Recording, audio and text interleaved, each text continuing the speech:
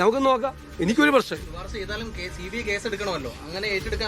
അതൊക്കെ എടുത്തോട്ടെന്നേ, ഇനി അവര് വന്നെടുത്താലും എടുക്കട്ടെ. ഞാൻ പറഞ്ഞ എന്താ, 4 അല്ല 5 ആയില്ലേ, പിന്നെ അതൊന്നും കുഴപ്പമില്ല, അതൊന്നും ഒരു പ്രശ്നമില്ല. എന്താണ് നോക്കട്ടെ, അത് നോക്കാം, ഇത് വരട്ടെ. ഇതിപ്പോൾ ഒരു വാർത്തയല്ലേ വന്നുള്ളൂ. വാർത്ത വന്ന് അതിൻ്റെ റിപ്പോർട്ട് കൂടി ഞാൻ കണ്ടു കഴിയുമ്പോൾ ഞാൻ വിശദമായിട്ട് പറയാം.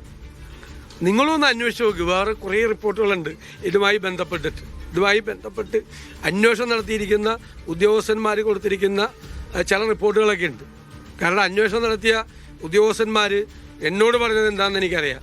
എല്ലാ എവിഡൻസും എല്ലാ സാധനങ്ങളും അവർക്ക് കൊടുത്തപ്പോൾ അവരെന്നോട്, ഞാനത് പറയണത് ശരിയല്ല, അവരെന്നോട് പറഞ്ഞിട്ട് എന്താണ് എന്നോട് പറഞ്ഞിട്ട് പോയത് എന്താണെന്ന് എനിക്ക് കൃത്യമായിട്ട് അറിയാം.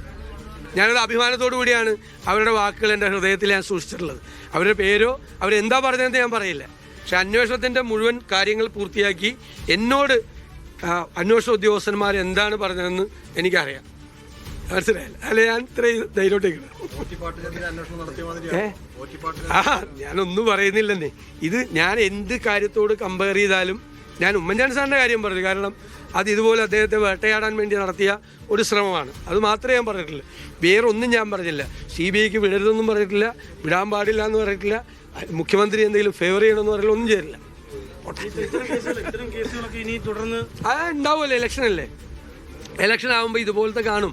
മാത്രമല്ല ഇന്നലത്തെ മറ്റേ അണ്ടർവെയറിൻ്റെ കേസ്, ഷഡ്ഡി കേസ് അല്ലേ, അത് പുറത്ത് വന്നിരിക്കല്ലോ. ബാലൻസ് ചെയ്യേണ്ട എന്തെങ്കിലുമൊക്കെ പറഞ്ഞ് ഇന്നിപ്പോൾ ഇതാവൂലേ. ഇപ്പം നിങ്ങൾക്ക് ഇന്ന് ഇത് പറയാതിരിക്കാൻ പറ്റുമോ? ആദ്യത്തെ വാർത്തയായിട്ട് കൊടുക്കണ്ടേ, ലീഡായിട്ട് കൊടുക്കാതിരിക്കാൻ പറ്റുമോ നിങ്ങൾക്ക് ആർക്കെങ്കിലും? നാളത്തെ പത്രങ്ങളിൽ അതല്ലേ കൊടുക്കാൻ പറ്റുള്ളൂ. അപ്പം മറ്റതൊന്ന് സൈഡിലേക്കോ അകത്തെ പേജിലേക്കൊക്കെ ഒന്ന് പോകുമല്ലേ. ഇത് ഷഡ്ഡി കേസ് ആണല്ലോ, സംശയം എന്താ, ആർക്കാ സംശയം? അതുകൊണ്ടല്ലേ ഞാനിതിനെ അങ്ങനെ തന്നെ കാണുന്നത്. അതൊക്കെ സംഘടനാപരമായ കാര്യങ്ങളാണ്. KPCC പ്രസിഡന്റ് എല്ലാ കാര്യങ്ങളും ബ്രീഫ് ചെയ്യും.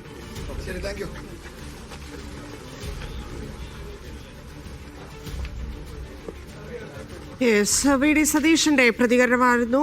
2023 അദ്ദേഹത്തിന്റെ അതേ പ്രതികരണം, അത്രയധികം പരിഹാസത്തോടെ അദ്ദേഹം അത് തള്ളിക്കളയുകയാണ്. എന്ന് പറഞ്ഞതുപോലെ തന്നെ വീണ്ടും പേടിച്ചു പോയെന്ന് പറഞ്ഞേക്ക് എന്നാണ് VD സതീശൻ പ്രതികരിച്ചിരിക്കുന്നത്. ആ പരിഹാസത്തിൽ നിന്ന് മാറിയിട്ടില്ല 2 വർഷത്തിന് ശേഷവും അതേ വിഷയത്തിൽ അദ്ദേഹം പ്രതികരിക്കുമ്പോൾ എന്നുള്ളതാണ്. കേസ് നിലനിൽക്കില്ല, ഇനിയിപ്പോ CBI വന്നാലും വലിയ കുഴപ്പമില്ല എന്നാണ് പ്രതികരിച്ചിരിക്കുന്നത്. വളരെ പ്രധാനപ്പെട്ട വിഷയവുമായി ബന്ധപ്പെട്ടുള്ള പ്രതികരണമാണ് VD സതീശന്റേത് പുറത്തു വന്നിരിക്കുന്നത്. ഇനി മുഖ്യമന്ത്രി ഈ വിഷയത്തിൽ സംസാരിക്കണം. മാത്രമല്ല സഭയിലേക്ക് എത്തുമ്പോൾ എങ്ങനെയായിരിക്കും പുനർജനി ചർച്ചയാവുക എന്നുള്ളത് കൂടി കാണേണ്ടതുണ്ട്.